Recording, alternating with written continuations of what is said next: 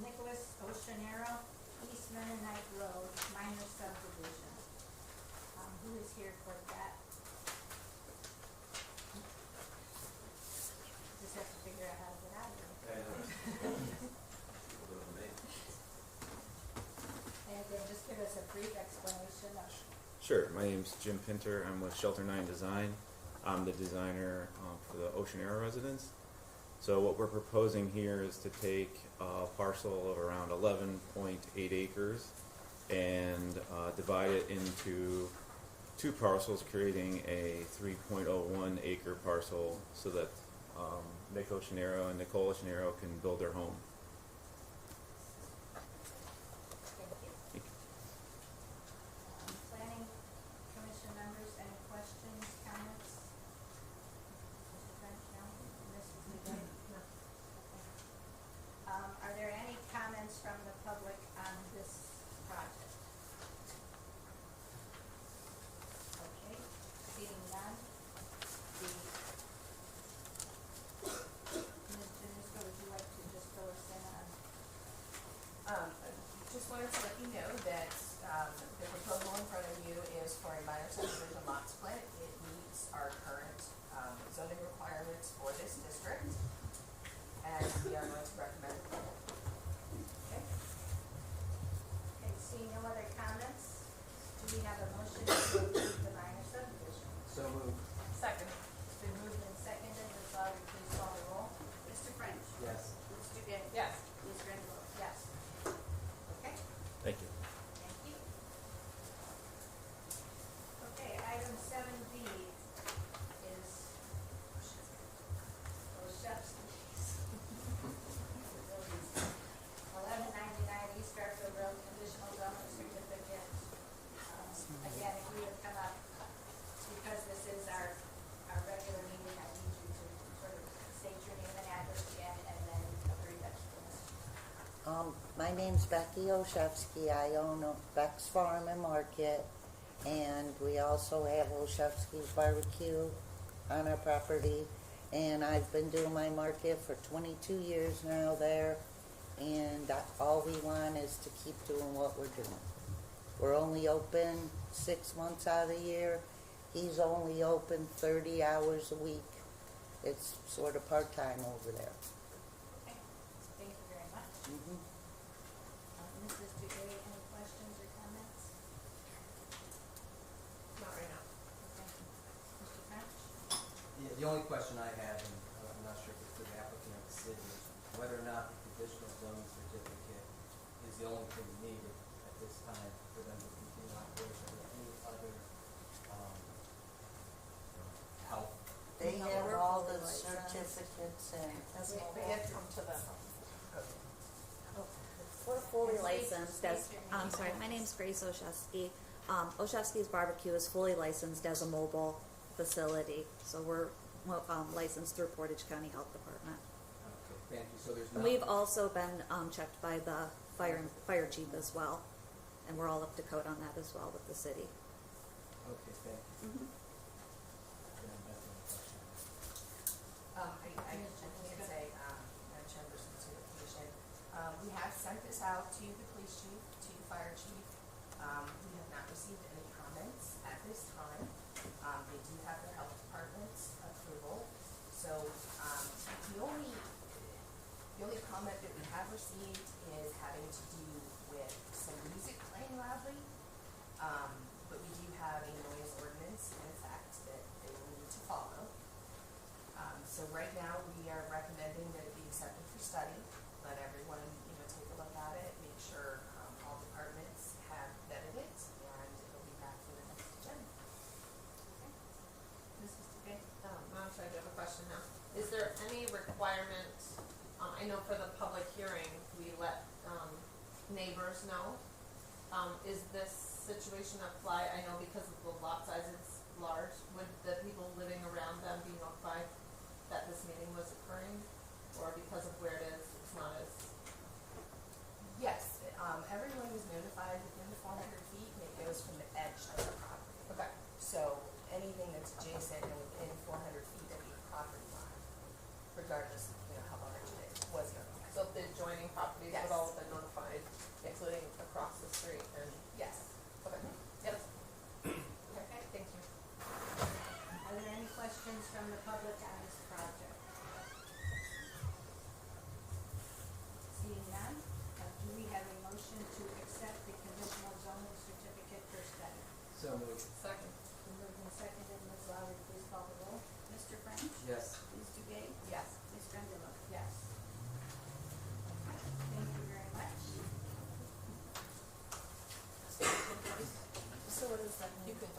what does that mean?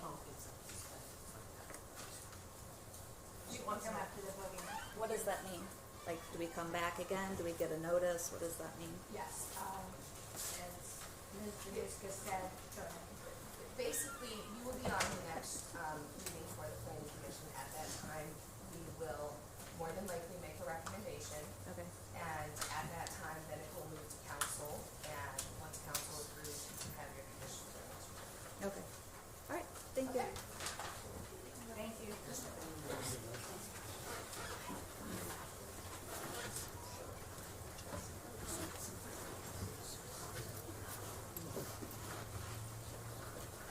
If anyone's out in the hall and you want to come in, we did have some seats open up. Okay.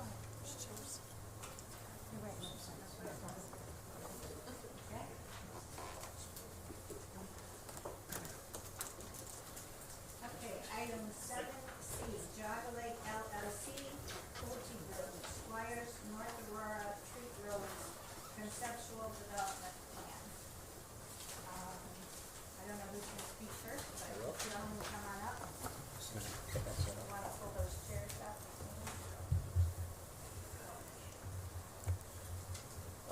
Hello, everyone. I'm Jim O'Connor with Pulte Homes. I'm excited to be here before you here today while Dave is getting that set up. We've submitted a package, an 20-some page packet to the Planning Commission. What we'll do is we'll also highlight it on the screen as we kind of roll through the presentation.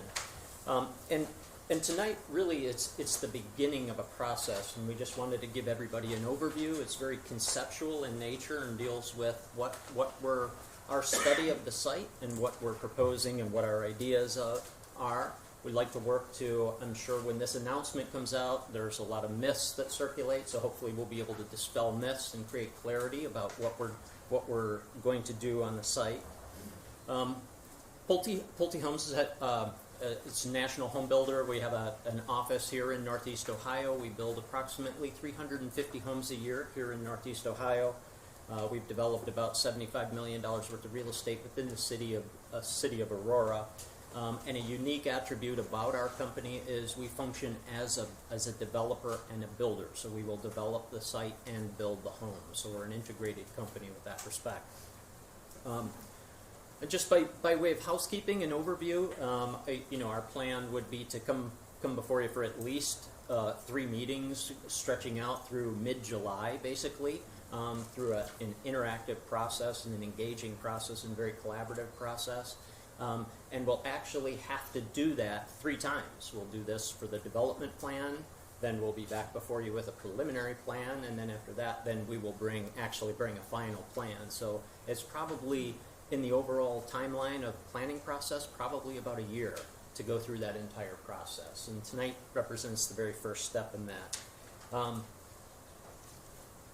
When you think about things like this, I think it's important to kind of contextualize it and come up with a theme. And tonight will be a little bit about, I guess the theme is balancing, right? It's balance. How do we balance things? How do we balance, in a mixed-use development, balance the uses commercial, retail, residential, park? How do we balance preserving history with trying to recreate what's no longer there? How do we balance inertia and progress and move forward in a very responsible manner?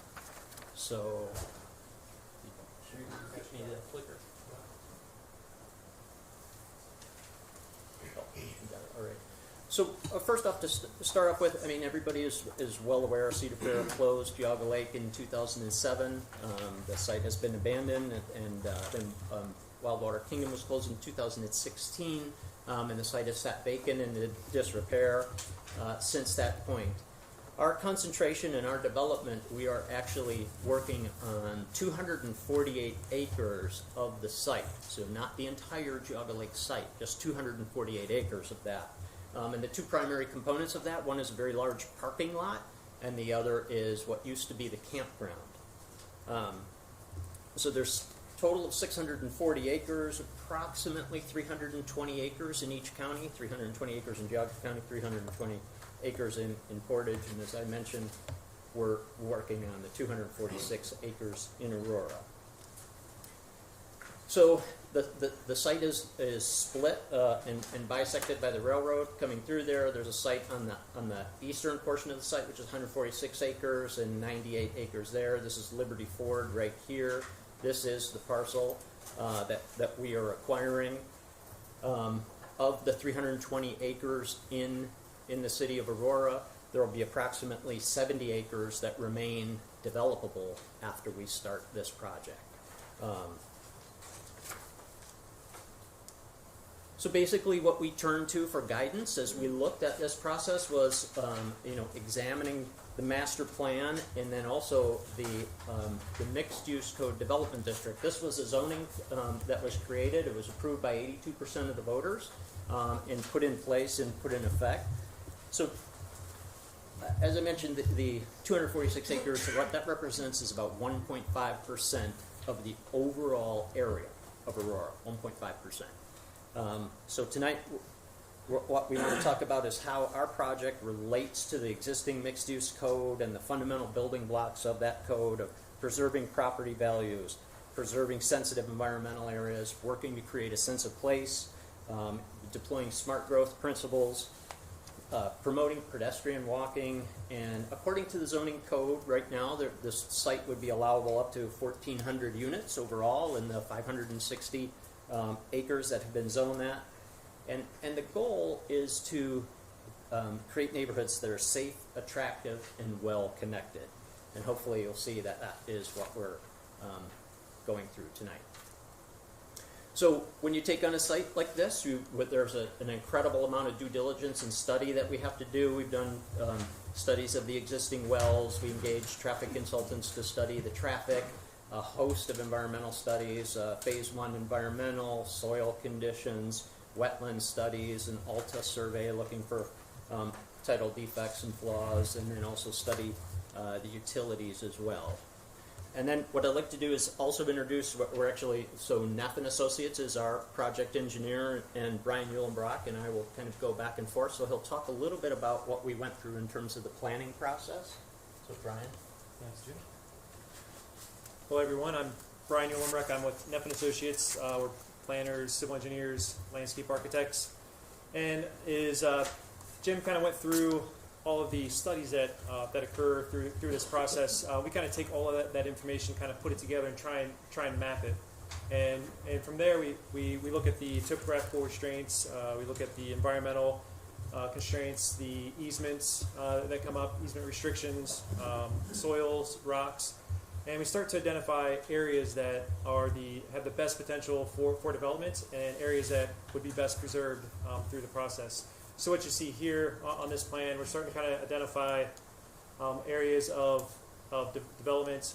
We have some residential areas that are kind of bubbled out here. So it's what we call a bubble diagram. So we're just identifying spaces at this point in time. We have some residential up here next to Liberty Ford. All the lines on there are the contours, the topography on the site.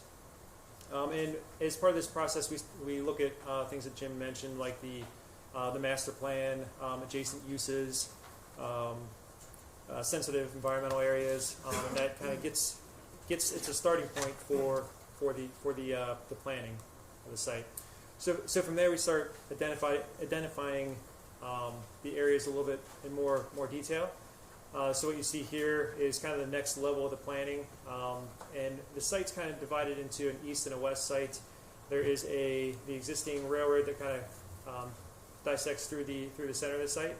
So on the west side, we have Liberty Ford over in the corner, and we have 20.6 acres of commercial proposed in that area, which works well with the Liberty Ford and the uses in that area. And you start kind of moving away. We got residential up in the top corner, which is 42 acres, and a public park, which is 34 acres. So that side of the site is a total of 98.9 acres.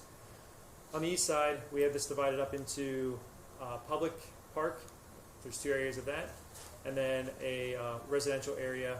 The residential area is 68 acres. The public park is 78.4 acres for a total of 146 acres on that side. And on the previous slide, you saw the green areas which were proposed as a public park. And as you see on this slide, you see these kind of green areas in here. There's some kind of blue areas in here. And what that's representing is the delineated wetlands and streams on the site.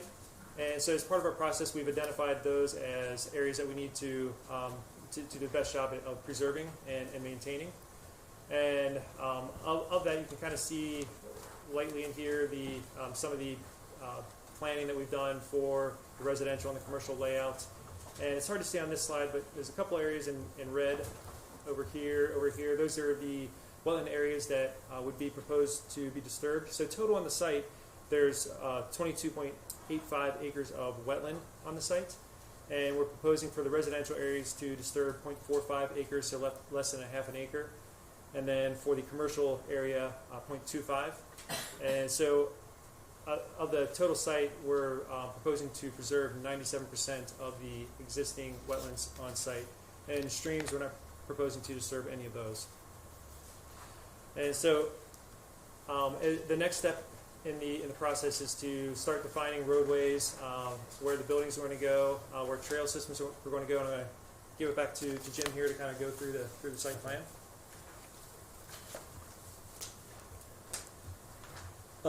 So basically, when we begin, we look at where this is essentially what we're doing is creating an overall district. The project in and of itself represents $110 million capital investment. It will drive approximately $2.1 million per year in additional tax revenue, about $300,000 a year in income tax, and produce about 400 jobs throughout the course of the life of the construction. Again, with the theme of balance, we're balancing uses. Liberty Ford was the first mover, and they're into the site right now and have kind of started the corner. And then we're ringing the site with commercial facilities right here, 2 commercial pods, if you will. The next concentric ring coming around the commercial will be townhomes. And then we will have one ring of single family ringing around the townhomes. These will be traditional single family. And then we're creating an enclave of additional housing over here on the eastern neighborhood. So we'll be introducing 3 different product types. So basically what will happen is this is a life stage development, and the housing types that we offer will be geared towards different stages of life. So for example, the townhomes will be geared towards younger professionals, singles. The next will be a ring of single-family homes. These are your traditional single-family homes. And then the largest share of the housing within the site is geared towards empty nesters, and these will be ranch plans. One of the questions that comes up, a project of this size, how do you break it down sequentially and walk through it? So on the residential side, there will be the western neighborhood will be developed in 2 phases, and then on the eastern neighborhood that will be developed in 3 phases. Take a little bit longer. Our goal would be to launch both sides simultaneously and work the site. And then in terms of the phasing on the construction, we would anticipate the commercial interest being engaged with residential occupancy. So we would anticipate that starting somewhere around the 2nd phase. So now let's take a look at each neighborhood within itself. So this is the neighborhood on the eastern side of the site. There's the Norfolk Southern rail line right there. It's 146 acres total on the eastern half of the railroad, and we have 145 units right there. That's almost 1 acre per unit. These home plans will be geared towards empty nesters. They will be ranches. They will be smaller homes, starting from 16 base plans, starting from 1,600 square feet and up. There will be 2 size lots. There will be 60-foot wide and 80-foot wide, and there will be a modulation between front entry garage and side entry garage and a mix. There will be a boulevard entry with extensive monumentation coming in the entrance and then coming into an open view corridor right here. And the majority of the streets are lined up to create a view corridor as you come down the street.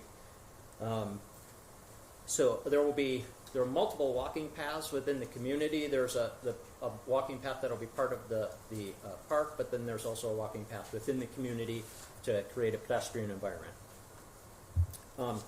And I think one of the things that you want to talk about, and I know it's everybody's fear and on the top of everybody's mind, you introduce and you talk about 145 homes and you say, oh my gosh, the school system. What I want to walk through and talk about specifically, because of the way our project is designed and the life stages, we can say with a lot of certainty that these houses will not be attractive to families with children because of the layout and because of the pricing strategy that we will have as we develop it. These will actually be the most expensive homes in the site, and you'll find larger houses with greater value on the other side. So, and that would be this. So the first step down from the commercial facilities right here would be townhomes, the first ring of townhomes. There'll be 5-unit buildings. There'll be 109 total units. Again, these are aimed at young working professionals, people starting their career. This will be their first time purchase.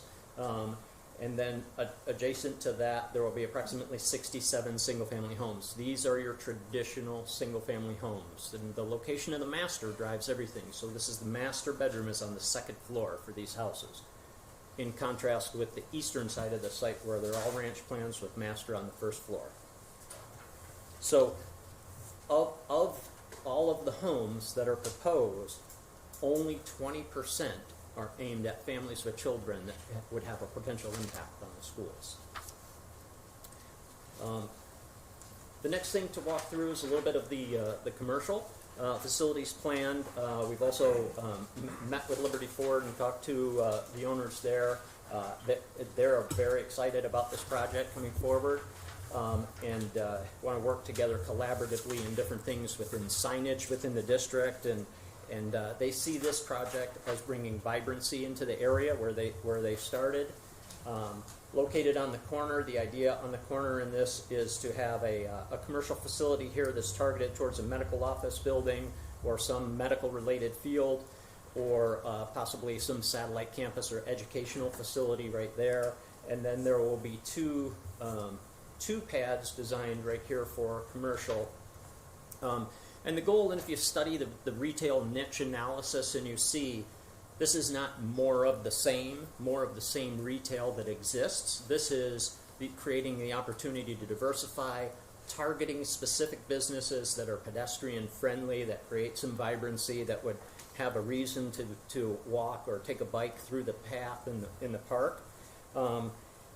So the niche analysis rules out a lot of what's already there, existing retail that's close by, and then you target different things. And so, I mean, the ideas that we're working on right now is looking at a potential for a child daycare center, specialty foods and specialty restaurants such as microbreweries. We're in discussion with somebody right now about that.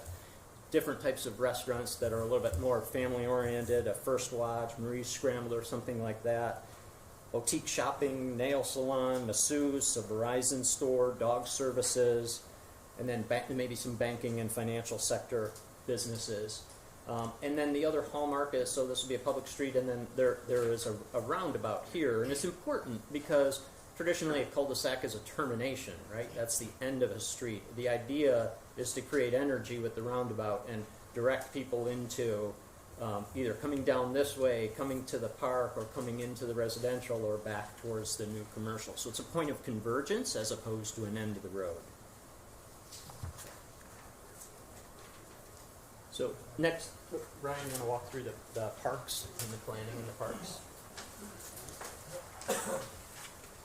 So as I previously talked about, a lot of this development was we cut out a lot of area for parkland, and there's a lot to be preserved on this site, and so we're going to highlight that a little bit. It becomes a feature of this site, and what we're showing here, we've kind of faded back the residential, the commercial, and we have the open space and the park areas highlighted.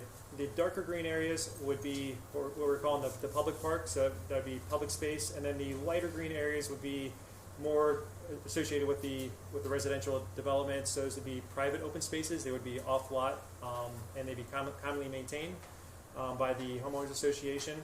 And through there's a variety of paths. So there'd be private paths through the development, and then public paths that would go through through the public areas as well. So the totals on that, the total site was 245 acres. 112 of that would be the public park. 40 would be private open space, which totals 152 acres, and that ends up being 62%, so over half of the development.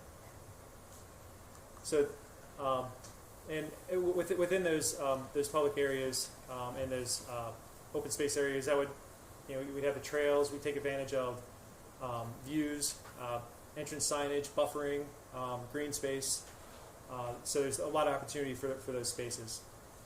And highlighting the public park portion of this, it creates a huge opportunity for the city to incorporate some history, some heritage of the site. Some of the ideas that we've been throwing out for the site is to create a heritage trail. So you meander through the trail and you see signage, artifacts that brings the history of this area to this site, so it's not forgotten, and it's a destination place that people can go and kind of remember, going to Geauga Lake when they were a child. So as we're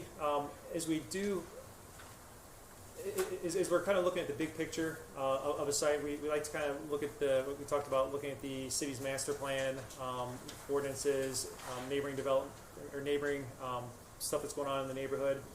And we wanted to point out that the master plan does talk a little bit about rails to trails. We talked about the Norfolk Southern Railroad that goes through the site, and this actually creates a great opportunity for connection. And the line that is right here is the existing railroad path, and some of the green areas, orange areas are some existing parks that are in the area, and up in the corner is our proposed site. So you can see there's a great connection from this site to the rails to trails and neighboring parks. As part of the mixed-use development code, it talks a lot about design guidelines, and that's going to be real important as we go through that process, or go through this process to create a sense of place, something that ties in the history of Aurora, and creates an overall theme for the site. So that helps kind of dictate since it's such a large development, you want a unifying element that is portrayed throughout the development. So you might have this works with the building architecture, street lighting, signage, wayfinding. And so as you're going through the development, it's part of this development. It's part of Aurora, and it incorporates the new and the old into a unified development. And from there, I'll let Jim take back over to talk about how the design guidelines kind of work with the buildings. Mm-hmm. So for guidance, we look at the master plan and the mixed-use code, and it's really that the architectural vernacular is Western Reserve architecture, and so we will ultimately create a design guideline for the entire district, incorporate everything in together, and create ways to integrate all the different uses so that there is consistency. On the housing product side, how we do that at Pulte, our designs are life-tested designs. The houses are actually built. People walk through, give focus group feedback, and everything else. So we know how our houses live inside, and then we go through a site-specific process where we modify the front elevations and the elevations on the house for the specific architectural style that we're looking for. And this is kind of a sample of how we've gone through it. This was a project in Columbus that we did. And this was another project in another part of the country. So we will be modifying a unique set of elevations for this project and bringing those forward. So what I have are these are the plans that we'll actually be doing in the development. The first is the townhomes that I mentioned, again, aimed at young professionals in that life continuum or that life stage continuum. This is the first purchase, the first time home home buyer, 2-story plan, 2-car garage. We see prices here starting at $275 and up. And then in the next series, the traditional single family. This is after you've been young and single, you get married, you settle down, have children, and you have a desire to mow the lawn. This is the second life stage house.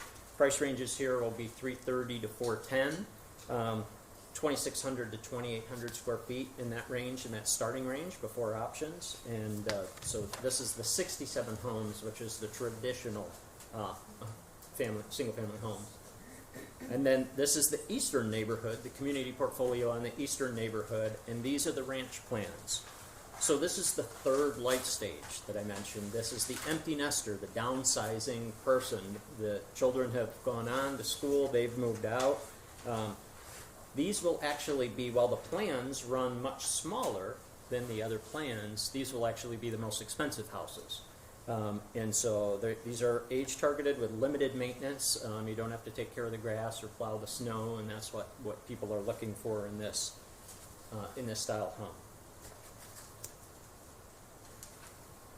So lastly, this is the overall summary. I mean, I mentioned I started off talking about the concept of balance. We can't. I don't think there's anything that can change the fact that Cedar Fair has closed Geauga Lake, and I don't think anything will bring it back to life.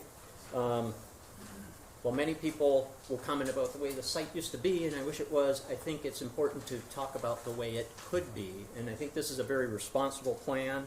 We're working together collaboratively with the city. You have a very responsible and capable development partner to take on a project of this magnitude.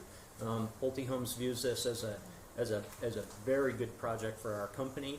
It fits exactly with what our specific expertise is and our ability to put in a project of this size and scale. I mentioned another thing. So there's 70 acres left within Aurora that are still in the mixed-use code. Projects like this become they're catalytic projects. They have a positive effect on the overall area and create new opportunities for business. Right here, growth, job development, and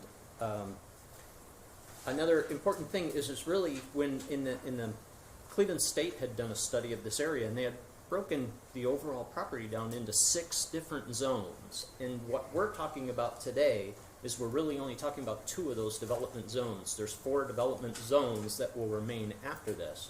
So we believe that supporting Liberty and their efforts and what they've done and kicked off, creates the proper balance between housing that can generate interest and activity for additional commercial development and specific targeted businesses that benefit the overall city, and then an extensive public park and path network that we're able to preserve the heritage and the history of the site and allow people to engage in it in a way that will allow them to make their own new memories on the site. So, thank you. Thank you very much. Okay, planning. The next one is our attorney. Mrs. DeGate, He's a little more organized. I went through the book. That's right. Thank you. I know I'm looking for page 2, or I was going to. I have one on every page, so. So at this point, this is all conceptual, but how long have you worked with the city on this plan? Has the city seen this plan? Yes, we've had two separate meetings. So remember the first bubble diagram that we came in with the first bubble diagram and then got feedback. And when was that? That was probably beginning back at the end of maybe say end of January was the first round, and then that's when we began our studies and due diligence from there. So the planning commission only received this information on Friday, so a lot of our questions probably aren't quite formed yet. They'll probably be a little bit later on. But, a couple things that I did is I went on your website to take a look at commercial development, and I didn't find that you guys are active in commercial development. Are you actually going to be, with this concept right here, would you actually be developing the commercial pieces of property, or are you looking for someone to develop those for you? It's a good question. We are specifically, our focus is residential development. You'll see in other parts of the country and other areas where we purchase large tracts of land and then go into almost a partnership and have a development partner that focuses on the commercial. So our idea will be to secure the site and get kicked off on the residential while collaboratively developing the commercial with a commercial development partner.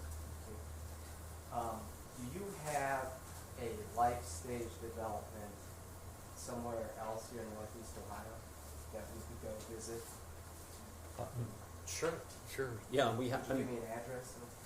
Well, I would think that the closest development, specifically if you're talking about the age-targeted ranch plans, the would whole be. thing. We would have be- a commercial district, you have the townhomes, you have the ranch homes, the single-family homes. I don't have that specific lineup of all three. I would have different developments where they may have two. Forest Creek and Medina would be one example of that.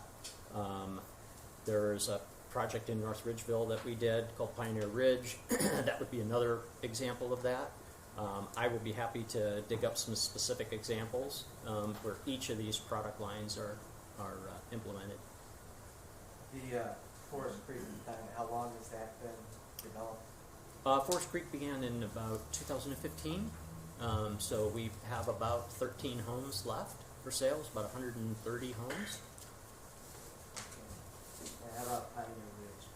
Pioneer Ridge is, actually commenced development back in 2005, so that is fully sold out. There will be another development in Wadsworth called Blooming Acres. I could take you there. That would be the single-family product. Well, I'm actually more curious about the developments that have been in existence the longest, Mhm. to really take a look at demographics and see if what you're saying up here is actually what, Mhm. you know, Absolutely. what the home Yeah. ownership looks like. So I would like the address of Pioneer Ridge one at some point. You did mention, you talked about the master plan that was put into effect in 2017. You took a couple of pages out of that Mhm. when you pointed to what the development particulars could be.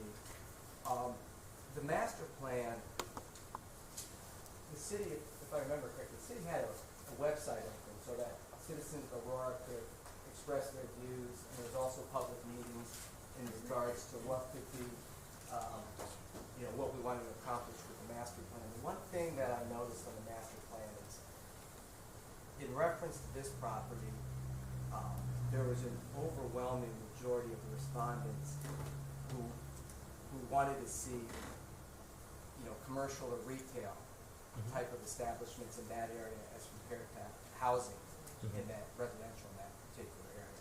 So I was curious, in regards to your percentages, right here you have about 20 acres commercial, 111 acres residential, and then 113 acres as a park.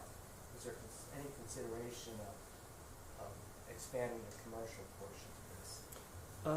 Well, actually, our concern was the flip side because we know there's a very large anti-big box sentiment. So there was, you have two 35,000 square foot built commercial retail buildings right there. Zone specifically for that big box put in. Correct, in the limitation. And then, if I could go back to one slide, hopefully it's on there. So the goal of the commercial development, and we've got some retail and commercial experts out in the hallway actually out there. As I mentioned, the other zones in different areas and the catalytic nature of the project, we believe, that additional commercial development along the frontage on Route 43 is the most valuable. And so notice that how this development is, there's a street that comes through here and could foster additional commercial development over there, and that street would come around, connect, and come through and become central. So that was our thought with the ability for additional commercial expansion. Are you working separately with any of the property in Bainbridge Township? We are not, no sir, just in the city of Aurora. Just in the city of Aurora. Mhm. That public park, is that public park that, if I'm reading this correctly, that'll become Aurora property, City of Aurora property? This is early stage right now, but yeah, that's Conceptually, the way you yes, have it yeah, the way it's conceptually laid out right now. Yes. Mhm. Okay, so conceptually, you also have what appears to be overlook pavilions and things of that nature, Mhm. and quarry, and you have hiking trails. Are those things that you're thinking the City of Aurora might want to do with that property, or is there some agreement, if this goes forward as is, that you would be providing the construction for the trails, for the pavilions, and that type of stuff? So again, because this is very early stage, we're Right. evaluating different partnerships and different funding sources for parks and recreation, and evaluating all the options. So it's a little bit too early to tell that right now. Okay. I've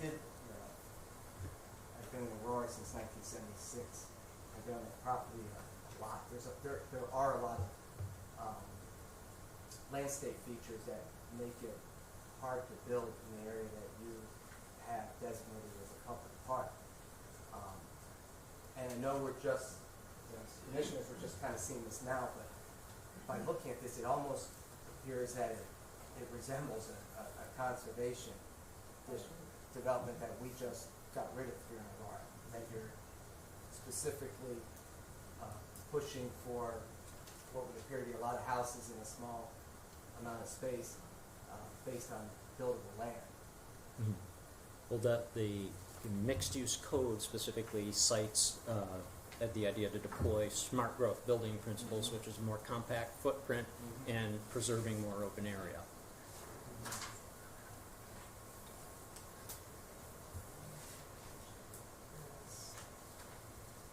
I have a question for the city. So, big portion of what would make this park attractive would be if that Rails to Trails project happened. Do we have a status update? Do we know whether or not we have the ability to that property? Madam Chairperson, to the commission, the part south of Treat, where the Treat Road is, that is part of the Ohio Edison that is, I guess under review right now, you would say. The northern part going through Pulte's proposal is not included with the Ohio Edison lines, and I do believe Pulte has been in talks with the railroad to try and acquire that. That's obviously another facet to this whole plan that we will look at, go through. Thank you. The housing designs are also conceptual right now, or are those? The floor plans are not conceptual. Those will be the actual floor plans. The front elevations are, we'll need new elevations specifically designed here with the Western Reserve style vernacular. So another question for the city. Front entrance garages compared to some.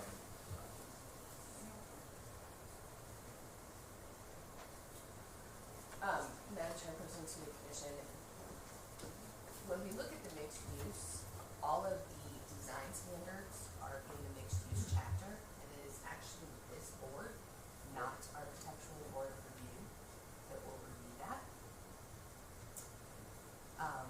So, if that time comes, they will make their presentation to you on the product, and we would make that decision. Good answer.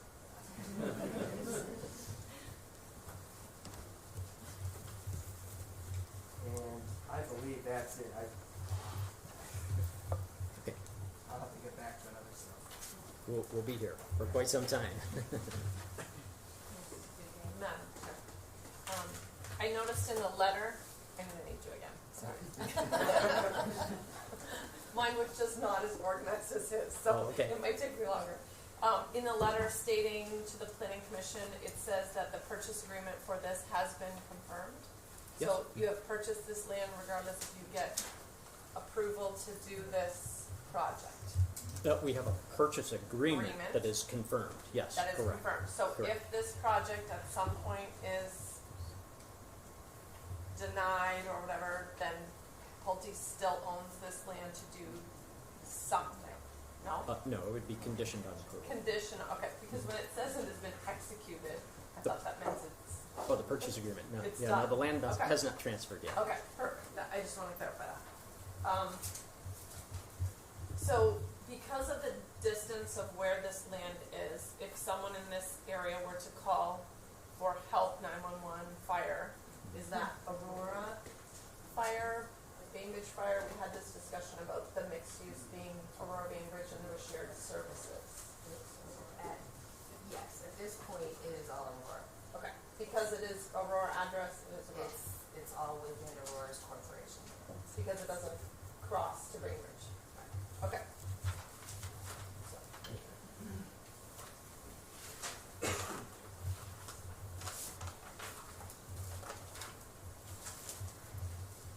On the topography map,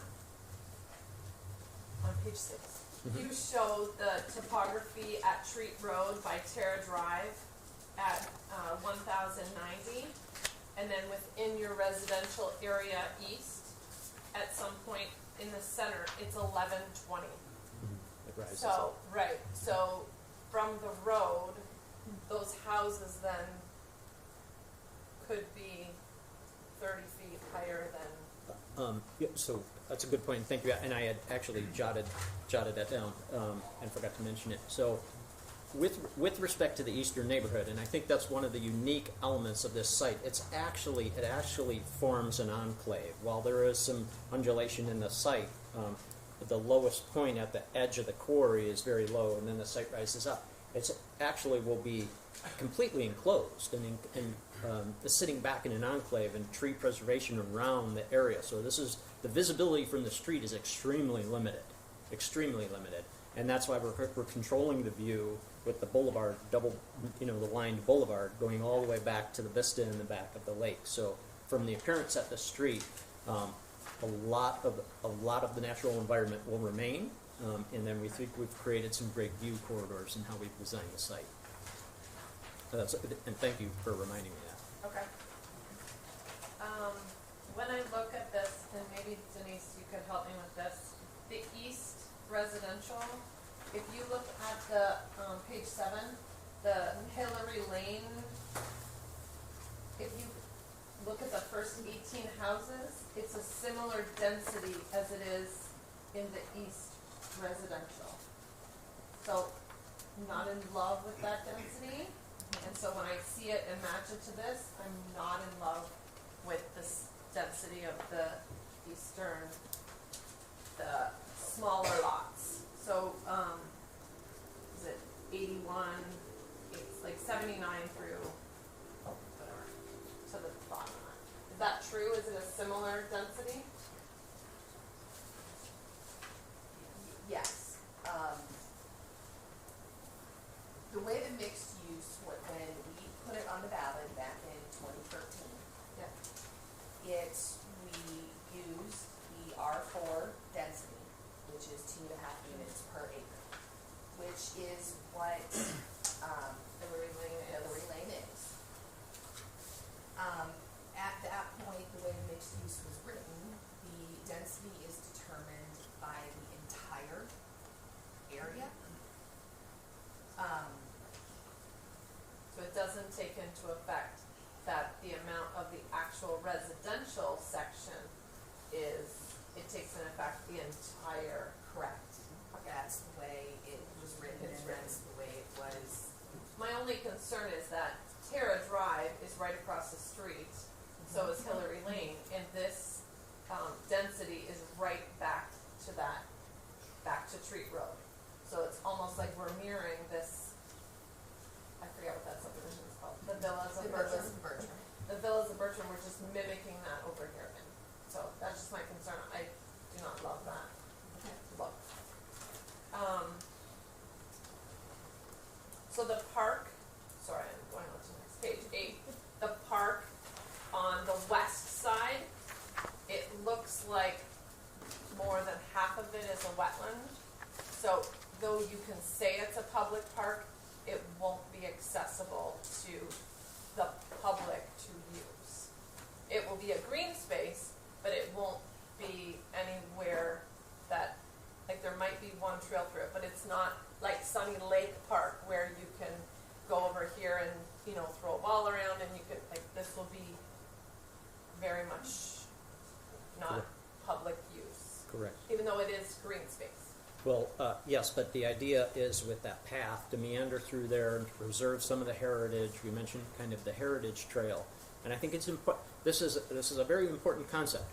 This two zones of the 6 zones total can't be everything. Right, I just want And to so- make sure that the yeah. public understands that even though it says public park, that the space is not truly what many of our residents may consider a public park. So when you go to Kiwanis Moor Public Park, you can, all that space is usable. You can use that, whereas in this case, it's not. Just It's so a that different style it's park. a different style. It's more consistent with what you'd see in the Geauga Valley National Park with a There's areas trail that are- network. yeah. The natural environment, you're preserving the natural environment, and you're experiencing it by walking through the trails. Right, okay. Page 9. I see on Treat Road, there's a small parking lot beside the, the water quarry. So the trail is around it, but there is parking there. Is that the intent? People would pull off Treat Road Park and then join the trail? It's a and trail. walk around? Yes. Okay, and then over on the west side, the parking arrangements for the townhomes. Did you say they were single driveway? Was there additional parking, or would it be street parking, or? Yeah, each unit would have the capacity for parking for 4. It's actually a 2-car garage in each unit, and then 25-foot setback and 2 additional spaces in the driveway in front. In So the if- townhomes? Absolutely. Okay. Yeah. And on page, and that's why you can see the layout of the actual units on page 20.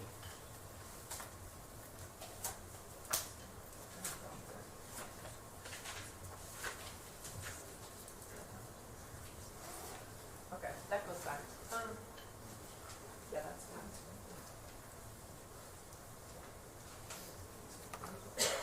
And then driveway. So that goes back to the front driveway potentially too. Okay. Yes.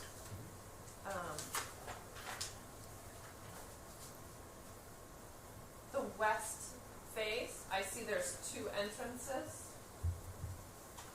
both to Squires Road. Mhm. But on the east side, I only see 1 entrance, and that's on Treat. Is that a safety issue? No, there's actually 2. What you don't see is that Is right there there another one? as a secondary entrance. Between lot 2 and Yes, 4? correct. Mhm. Right So there. that would be an additional, That will be an emergency access entrance. The primary entrance will be the main focal point of the community, which will be right there. And then for satisfaction of safety concerns, there's a secondary entrance right there. okay. That'd just be a concern, because if you had a storm and you had a light post down, like the whole neighborhood is locked in. Yep. Okay. In the east phase, you have boulevard trees, like in the center of the road. So they'd be single, road, single drive on each side, trees in the Yes. middle. Correct. And you talked a lot about how the impact on the schools and when it's a younger family without children. Some of those homes you wouldn't market to people with children. That also goes other way, because we also need to think about if we have a school levy, those people might not vote for it, which would also impact our schools, because there's no benefit other than their house value, no benefit to their children because they don't have any. Their house value would stay high. So we need to consider both scenarios. So I appreciate the fact that you brought that up, because that's, I'm sure, a very hot topic here, that everyone wants to know. They want the superintendent here and whoever to say the schools can handle it, but it's more than just the schools can handle it. It's when you have all these additional people come in, and if they don't vote for the levy or whatever it is about the school, then it needs to balance. Agreed. Okay. And again, thank you for the second reminder. We actually met with the school superintendent. We previewed the plans to him, talked about the plans and everything. He liked that. What I also share is our experience that that new buyers coming in and new buyers that would be purchasing these homes, they tend to view the school system and the school system rankings as proxy for the overall economic health of the city. Of the city. So they're not going to say, I'm going to move in and sink the ship, right? Yeah. They're like, okay, well, we understand. Well, and their house value will stay high if they Exactly, continue. So, exactly. but that is something to consider when. On the west side, so I'm on page 12, it shows the 56-foot lots. Mhm. There's a 7.5-foot side yard, so that means there's only 15 feet between two homes. Correct. Are they, potentially, are they like up and down like this, so like staggered, or are they flat to each other? Do you know what I mean? So like this house would be up 5 feet, this one might be back 5 feet, that one's back 5 more feet, so they're not all just a flat Yeah. front. But there's a natural variation on the houses depending on the garage, and so some have a front porch, some don't. So that's where you'll see the variation in the transitional elements. The setback, the front setback of 25 feet will all be the same So I'm across just the thing. thinking someone who's out their backyard to barbecue and they're looking in the kitchen window of the house beside them because it's only 15 feet away. So that's just what I'm thinking of the distance if Mhm. they're not staggered. You mentioned that the west commercial potentially could be medical, and that's just your thoughts that might be a beneficial tenant, or is there someone in mind? We are currently talking Working to with people somebody? right now. Yes, Okay. it's too early to name specific And users. Why medical? Why? Is it? So actually, it's a trend that we're seeing in the marketplace, right? In terms of interest, so the large medical institutions are seeing that putting satellite offices into the neighborhoods is very beneficial to them, as opposed to asking you and requiring you to drive downtown Cleveland or drive downtown Akron. Okay. And they're trying to locate closer to you to make it more convenient. So that's the trend that we're seeing in the market right now, and we're trying to address that. Okay, but it doesn't have to be medical, it could be just another tenant. Right. Yeah, we call it eds and meds would be Okay. Okay. the line for it. So any educational facility would be just as good. Okay, I think I'm almost done. On page 14, you talked about the private park space, that's the light green area in on the east Yeah. side. Right. So there is some against Treat Road. Would that be fenced, like the Terra subdivision across the street?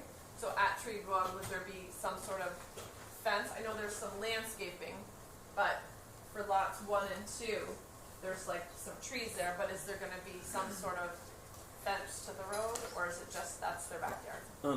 Brian, but at a later stage, we'll actually have renderings of the front entrance. Again, thank you for another great reminder. I didn't get all my points earlier. So the front entrance will be very well detailed and very consistent with the higher end communities that you see here in Aurora. The other thing that we're doing is actually the walking path, and we're not calling it a sidewalk right here. It comes down Treat Road and it'll be a walking path that'll meander all along the front of the street as well. So you'll be able to walk all the way around, walk or bicycle all the way around. That'll provide access to everyone else over here to be able to continue to go around and connect to the commercial space. We're trying to find linkage elements, and that's one. Right, so on the right there's a bunch of, over to the right, farther, up, farther Up to the here? right, yes. So there's a bunch of green space there, would that be fenced as well? No, right now we'd preserve a lot of the natural landscaping there. Just there's business there, and I didn't know how that would, okay. You talked a little bit about your green space planning on 15 about how the Heritage Trail could pull in some pieces of our old Geauga Lake. Is there really anything left? We made a specific request of them for Okay. that, and then also the Historic Society has a tremendous amount of photos and placards and things, so it's a little more engaging as you walk down the path and see some of the elements and tell the story. Is there consideration that the west side homes would have a homeowner association? Yes. And would it be separate from the Townhomes association? so what we do, we develop one overall, because this is an overall district. So there will be one master association, will actually be a set of rules for all of the homes within the community. Then within that, there will be a separate subset of rules. So for example, in the townhomes will be maintenance free. So you won't mow your grass, you won't take care of that. You'll pay a certain fee for that. The reserve homes over here, which are the single family homes, is where the parents, they have to be home, so they're gonna mow the grass and take care of it. And then they will pay a separate fee. And then these residents over here, again, will be a full limited maintenance. They will get their lawns taken care of and snow plowed as well. So similar to the townhomes. So the structure for here will be one fee, approximately $170 a month in that range. Same thing over here, and then a much lower fee for the single family homes because they're taking care of everything. Okay. I think that's it, sorry. I'm done, thank you. Thank you. This should have been first. I kept Sorry. crossing- I kept crossing everything things off my list. I do have one question before I forget. Pioneer Ledge that you mentioned, that was in 2005. Where is that located? That's the only one I didn't. I'm sorry. Oh, Pioneer Ridge is Yes, located in. Pioneer Ridge. It's in North Ridgeville. Okay. Mhm. That's the Yes, one I and we're happy to coordinate a tour or directional maps and put things together for you to suggest exactly where you'll see these products. So Okay. we would love that opportunity. And this is probably more to the city. Do I understand, and I know it's based on the entire project, but if they used the units per acre at 2.5, they could put in over 500 homes, supposedly? Yes, just the way the density is. Okay, just density wise, okay. And then with what you have, it's 321. 321, yes. Mhm. Okay, with the 1.4. I too am not crazy about the 15-foot between the two houses. When I saw that, I kind of cringed also from a development that's further down the street. Mhm. And when you drive through, I always say, you can open the window and borrow sugar from the neighbor. So that doesn't excite me. I mean, I don't know if there's anything that could be done, if you could take out a few rooms and make it a little larger, just a thought, but I know, I'm not thrilled with a 7.5 set yard, setback on the side, especially if you end up with a neighbor that you don't really like. It could be a lot of trouble. Everybody's guaranteed to like each other, right? Not necessarily. The green space, and I had someone, I was at a meeting last night, and someone asked me to ask you, so I will, that quarry or lake that's in the front that's gonna remain there, and you have a, out overlook, Mhm. would people be able to kayak in there or canoe or anything, or is that something that would be determined later down the road? That would be down the road. I think it's a beautiful lake, and one of the things we're going to do in one of our next stages is we're going to show you a video of that area. And we think it's a wonderful thing. There is a level area where you can just go right into the water, and it would make an excellent launch ramp. So. I was actually going to ask that at some point if maybe planning could go on a little tour, field trip, and look at the project with you guys, because I could walk over there and look at it, and I'm not gonna visualize where I am Mhm. in comparison to this. Yeah, we would welcome that. We think that is one of the key focal points of the community. And at least the green space that's not light green, that is what you're intending to give to the city, or, I mean, I. Create a public park. I know we're Mhm. very, the beginning stages of this, but that would be,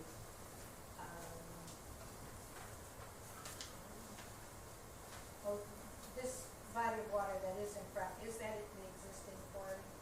That was the existing quarry, yes. Okay. Mhm. And then I know to the east, That's the east of that quarry, that's a working quarry, as I understand. Correct. Are you going to have any kind of, as Mrs. Duguay asked, any kind of fencing or whatever, so that people wouldn't go over and get into that quarry and get into trouble? We're gonna, there is a fence right there right now in certain Okay. sections, so it's actually more, repairing the sections there, to restore it, yeah. Because that would be that to me would be a major scary point of kids wandering over there or people wandering over there and again, with it being a working quarry. Okay, so let me find, Mrs. Gilmore was sick today, she planned on being here, and I know she went over these, so, she did call me and say that she could not make it, and that she did have some questions. She also would like to see the distance between the homes increased to at least 20 feet instead of 15. I think you answered this, but so I can write it down to give to her. The estimated price range for a townhome and a reserved lot versus a single family home. So the townhomes are starting from 275, so between 275 and 310, that's the effective price range for the townhomes. Okay. The reserve series, which are the traditional single-family homes, 26 to 2,800 square feet, those will be 330 to 410.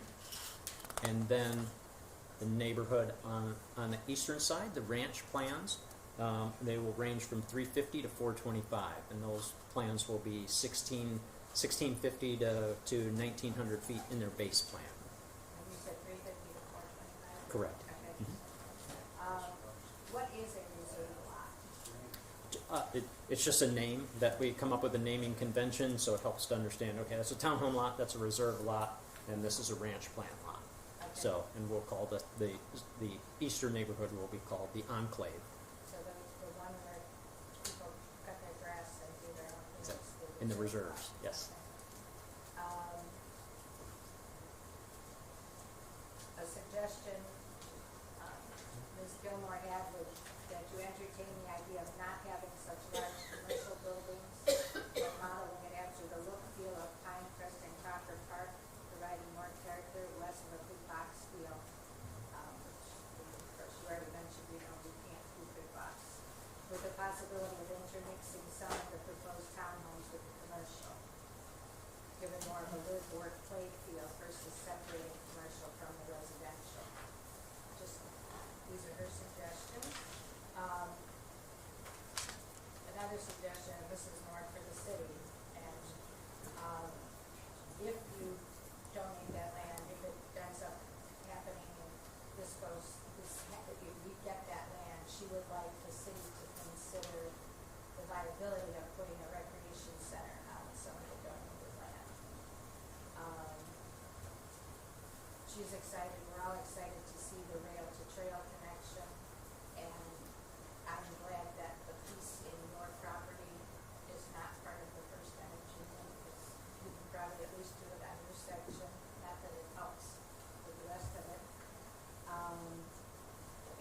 I think this came up in Mr. French's questions, the donated green space, are you gonna, is Pulte gonna be helping with clearing, donating money? I mean, is this just something you're gonna give it to the city and then the city has to come up with all the It won't be a baby we just drop on the doorstep. No, it's actually a very collaborative process, and those are the actual, how many lineal feet of fence or what is any specific area will evolve as the plans move through each successive stage.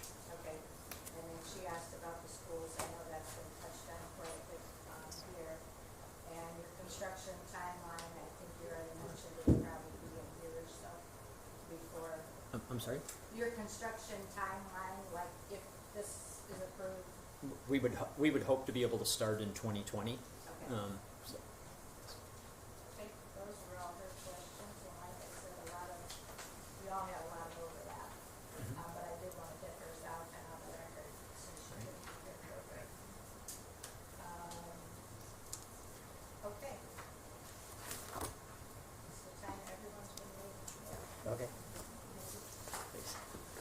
All right. Anyone from the public who wishes to speak, please just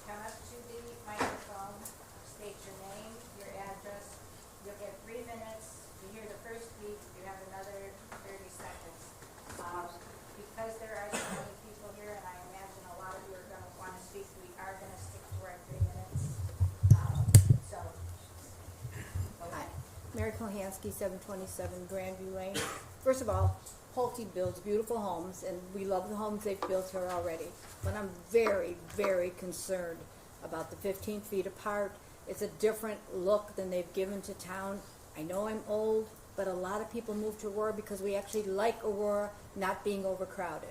That's why we're here. We don't want to see every single piece of land developed, and especially the closeness. I just think it's something that I hope the Planning Commission really looks at and thinks about. Again, I believe Pulte builds a beautiful home. My daughter's building one right now in Belgian, but I am very concerned about the closeness that we're talking about here. And I don't think you can say there'll be no children. I mean, you don't know what will move in where as far as that goes. So I just wanted to say that. I love my town the way it is. Thank you.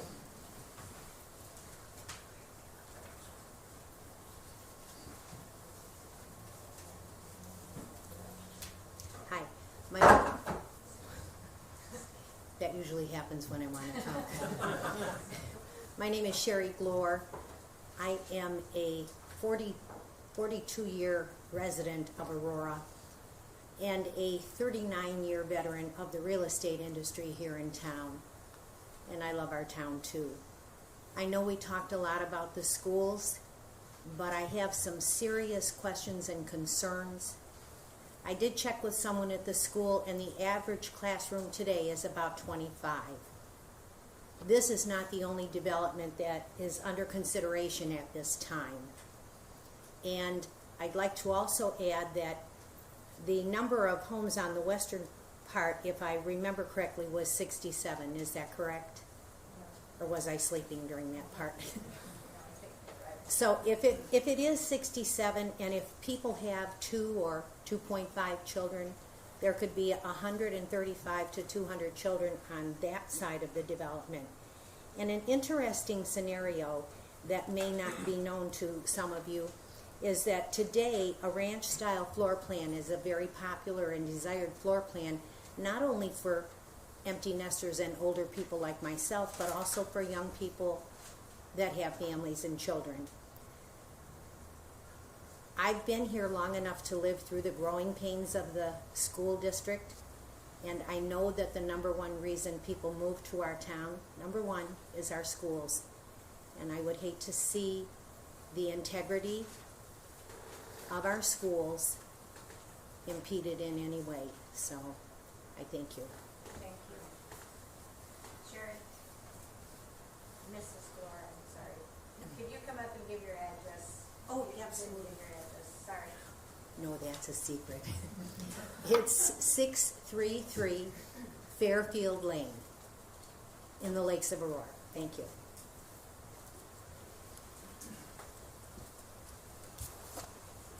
Deb Conti, 234 South Chillicothe Road. I know we've been talking about the total acreage, but I agree with what's been said by planning. When you look at the west side, which is the townhouses plus the single homes, from the math I got and the details I read, we're putting 176 units on 42.9 acres. That's a lot of squashing. The diagram showed a 25-foot front yard as well as a 25-foot backyard, and as we've already discussed, 15 between the homes. Looking at the east side, that's not so bad. That was 145 homes on 68.5. So that's a little closer to a half acre. That's a much more desirable from that standpoint. So I agree, putting people that close together. When they asked about parking on the townhouses, they said 25 feet in the front. So I'm envisioning parking all the way up to the front door, more or less. You've got your 2-car garage. That's still pretty tight. You did ask about fencing. I think that a lot of safety issues will come because the quarry has been used for years, whether it's legal or illegal, by the residents of Geauga Lake. My father started the campground that was originally on there before Seawell bought it. That property was a tree property that we didn't even talk about, which was a very influential home, which I know Mr. Cudley could talk a lot more about. And I don't know if the house still exists on that property, He could probably answer that, but that's what Treat Road is named after. We didn't even talk about that. And that's got some really good history, as well as Geauga Lake. So I do have a real question. And then about, it was mentioned by our speaker that the commercial costs, the land, which hasn't been developed, which is where Sea Road and Geauga Lake once existed. A gentleman that I know from church who actually was a part of overseeing Geauga Lake for many years said to develop that land is a nightmare.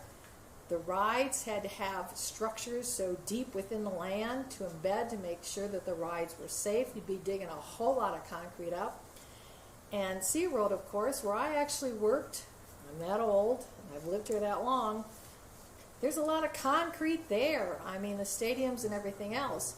So the land that we're using may have a little parking lot on it, but it really doesn't have a lot of hard surface to have to deal with. So I don't know how much value there really is, and I know a lot of comments people have to say is, why are we looking at the old Geauga Lake? Is it turning into an eyesore? And I appreciate what they're doing, but I don't know how much value is there in that land as it currently stands. Thank you.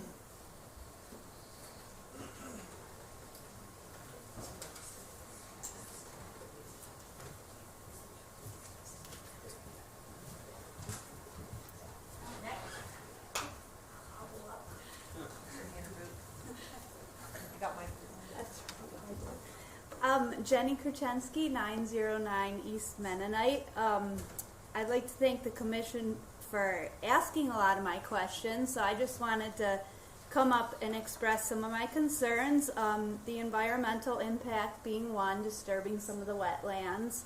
The traffic concerns. I don't know if the city conducts a traffic study also, or do we just take theirs? That was a question. Class sizes in schools. I know last year the schools let me know that they were currently operating at 90% capacity a year ago. So, you know, despite the target market for the homes, that's a concern. And honestly, one of my biggest ones are the aesthetics of Aurora. This high density of housing, myself, many people I talk to are not fans of it, and yeah, that's everything. So thank you. Thank you.